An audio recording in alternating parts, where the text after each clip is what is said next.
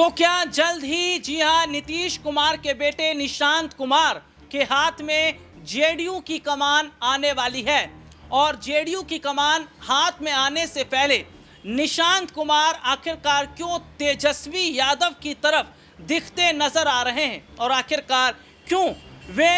BJP के फैसले के खिलाफ हैं।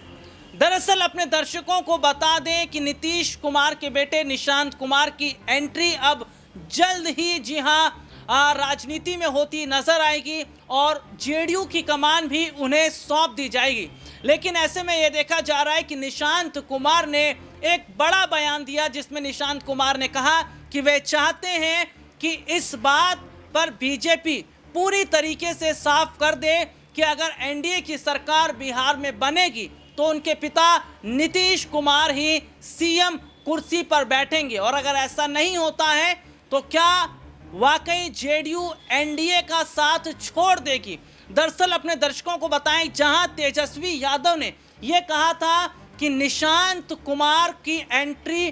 पॉलिटिक्स में ना हो, इसके लिए भारतीय जनता पार्टी षड्यंत्र कर रही है और वे नहीं चाहती कि निशांत कुमार पॉलिटिक्स में आए और जेडीयू की कमान उनके हाथ में आए। तेजस्वी यादव ने कहा कि बीजेपी चाहती है जेडीयू की कमान किसी ऐसे के हाथ में आए ताकि बीजेपी अपने हिसाब से काम कर सके। तो ऐसे में देखा जा रहा है कि निशांत कुमार की एंट्री को लेकर भी जहां सियासी वार पलटवार हो रहा है, तो तेजस्वी यादव जिस तरीके से निशांत कुमार की तारीफ कर रहे हैं, इसका मतलब है कि क्या वे अपने साथ निशांत को जोड़ने की कोशिश कर रहे हैं। दरअसल अपने दर्शकों को बता दें कि जेडीयू की कमान हाथ में आने से पहले निशांत कुमार ने यह कहा है,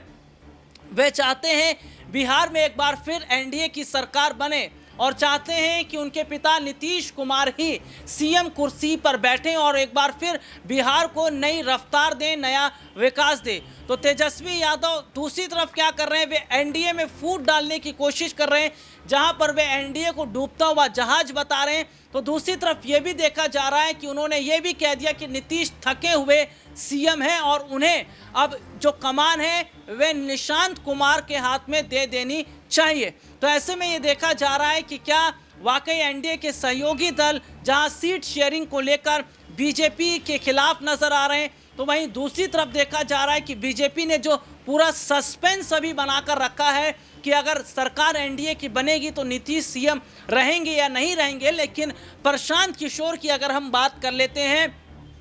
जन स्वराज पार्टी के संस्थापक, जिन्होंने हाल ही में एक बड़ा बयान दिया जिसमें उन्होंने ये कहा कि आने वाले वक्त में नीतीश आरजेडी के साथ जाते नजर आएंगे। तो क्या माना जाए कि निशांत कुमार जिस तरीके से ये कह रहे हैं कि बीजेपी ने स्टैंड क्लियर नहीं किया है और जिस तरीके से तेजस्वी निशांत के साथ नजर आ रहे हैं, तो एक बार फिर क्या चाचा पलटने की तैयारी कर रहे हैं और एक बार फिर अगर नीतीश आरजेडी के साथ जाते हैं तो क्या बिहार में ये एनडीए को तो बड़ा झटका लगेगा ही, और उसके साथ ही क्या बीजेपी के लिए मुश्किलें बिहार में खड़ी हो जाएंगी।